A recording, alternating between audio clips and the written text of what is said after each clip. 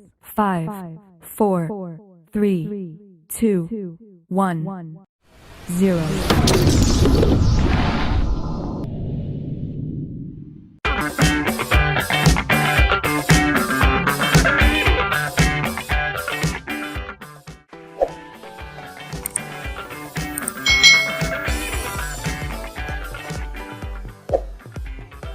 Hai hai hai, selamat datang di channel YouTube Kak Citra. Apa kabar adik-adik semuanya? Kak Citra berharap kalian dalam kondisi yang baik, sehat, dan siap untuk belajar ya. Hari ini kita akan belajar bersama-sama untuk mata pelajaran tematik kelas 3. Kita masih belajar di tema 5, yaitu tentang cuaca. Subtema 3, pengaruh perubahan cuaca terhadap kehidupan manusia. Pembelajaran yang ke-6. Mari adik-adik kita belajar dengan penuh semangat ya. Adik-adik, penggalangan bantuan untuk pengungsi Gunung Agung sudah terkumpul. Hari ini barang-barang bantuan akan dimasukkan ke dalam kardus-kardus. Udin mengajak teman-teman mengepak barang-barang. Barang-barang tersebut akan dititipkan melalui Dayu. Mereka akan mengunjungi keluarga di Bali. Ayo kita bantu Udin dan teman-teman memilah barang. Kumpulkan barang sesuai jenisnya. Baju-baju dikumpulkan dalam satu kardus. Buku-buku juga dalam satu kardus, selimut dalam satu kardus, begitu juga dengan barang-barang lainnya. Menolong sesama adalah perbuatan mulia adik-adik. Untuk menolong sesama kita tidak boleh pilih-pilih ya. Apapun latar belakang suku dan daerah asalnya, perbedaan warna kulit bahkan agamanya, kita wajib menolongnya tanpa pilih-pilih ya adik-adik ya. Aku mau menolong yang agamanya sama saja.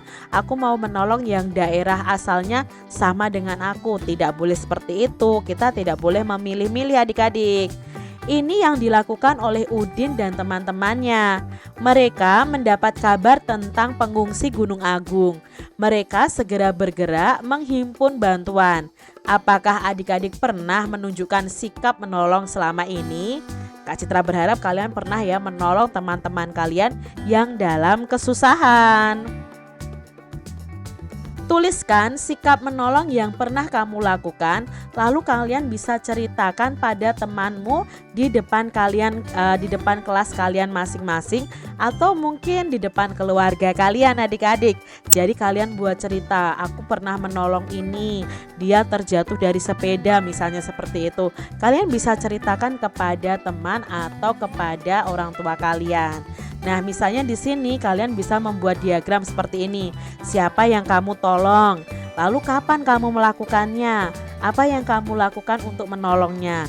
Misalnya yang kamu tolong tetangga dekat rumah. Kapan? Oh, 2 hari yang lalu. Terus kamu menolong apa?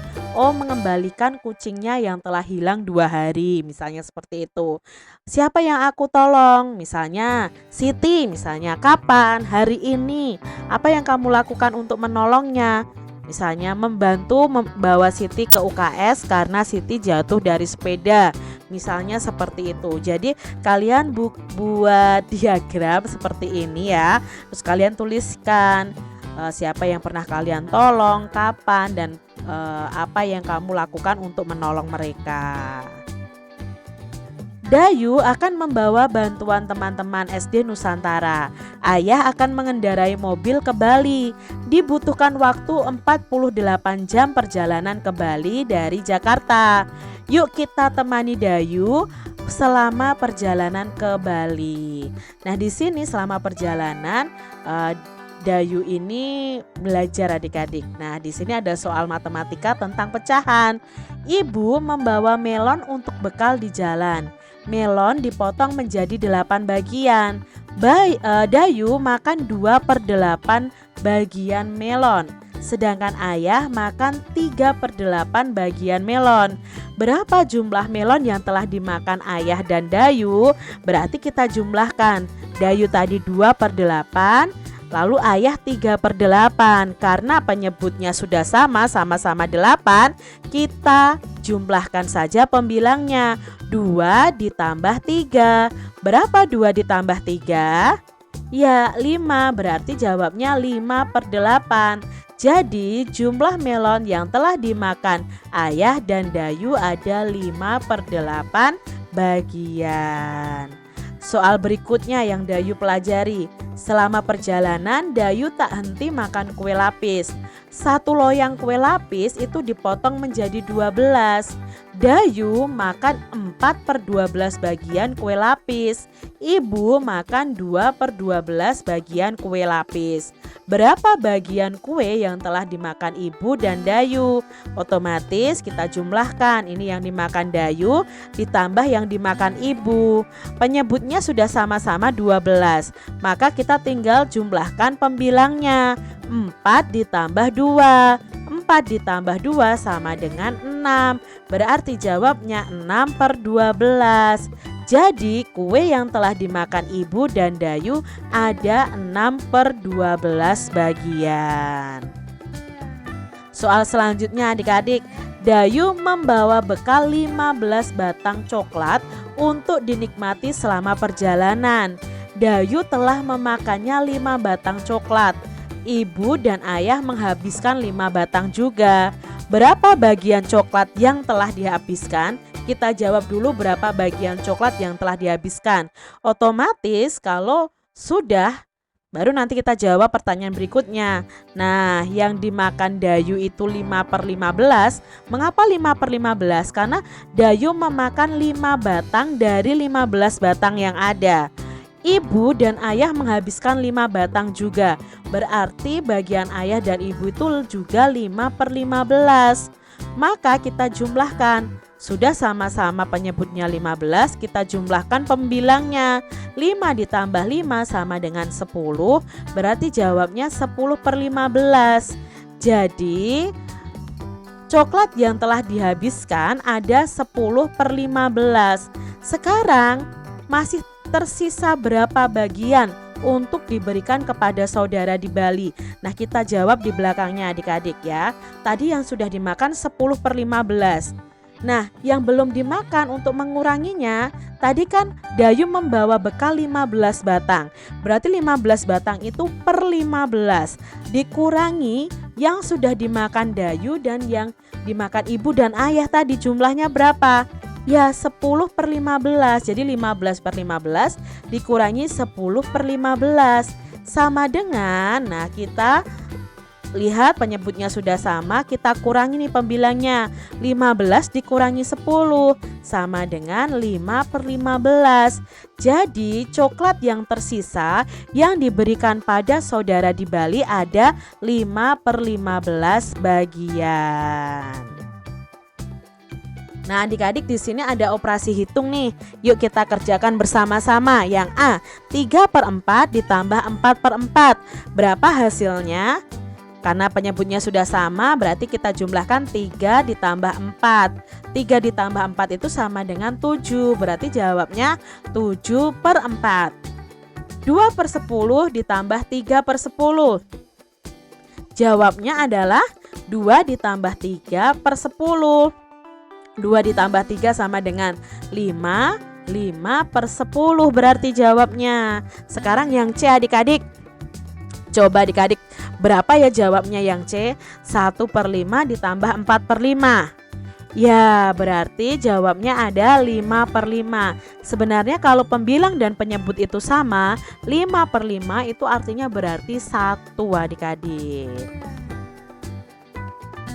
Siti dan teman-teman menitipkan barang bantuan untuk warga Bali. Mereka juga menitipkan surat untuk Komang, sepupu Dayu. Nah, ini suratnya dari Beni dan teman-temannya untuk Komang. Nah, untuk Komang di Bali, yuk kita baca ya. Halo Komang, salam kenal. Bagaimana kabarmu dan pengungsi di Bali? Semoga makin membaik ya. Kami di SD Nusantara telah mengumpulkan sejumlah bantuan. Ada pakaian, makanan, selimut, dan perlengkapan sekolah. Kami harap bantuan ini dapat meringankan teman-teman di pengungsian. Cuaca memang akhir-akhir ini mudah sekali berubah. Terkadang pagi cerah, matahari bersinar sehingga siang. Akan tetapi saat sore cuaca berubah menjadi hujan deras. Semoga kondisi tubuh kita tetap terjaga. Sudah dulu ya Komang, kami harap Komang dan para pengungsi dapat menerima bantuan ini. Salam untuk teman-teman di Bali. Dari sahabatmu. Nah ini tadi ya adik-adik ya, surat dari Beni dan teman-temannya untuk Komang. Adik-adik coba lihat di sini, di surat Beni kepada Komang ini ada kata yang dicetak berwarna merah. Ada kata cerah, matahari, cuaca, berubah, dan hujan. Nah ini adalah kata-kata yang berhubungan dengan cuaca. Nah, temukan kata-kata yang berhubungan dengan cuaca dalam surat di atas. Nah, tadi ada kata apa saja? Cerah, berubah, matahari, cuaca, dan hujan. Nah, kata cerah itu artinya adalah terang ya, terang atau jernih. Kalau cuaca itu biasanya terang ya, tentang hari, bulan, dan warna. Cerah itu artinya terang. Kalau tentang kaca itu artinya jernih. Kaca itu cerah. Oh, kaca itu jernih maksudnya.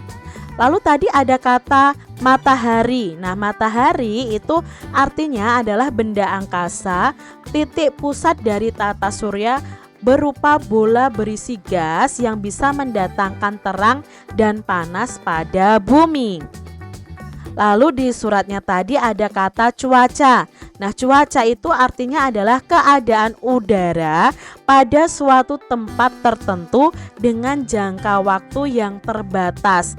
Nah, cuaca itu keadaan udara. Keadaan udara itu tentang apa? Tentang temperatur, cahaya matahari, kelembapan, kecepatan angin, dan sebagainya. Tapi yang perlu kalian ketahui, cuaca itu adalah keadaan udara pada satu tempat tertentu dalam jangka waktu yang terbatas.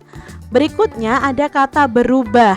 Nah, berubah itu adalah menjadi lain atau berbeda dari semula. Itu arti dari kata berubah.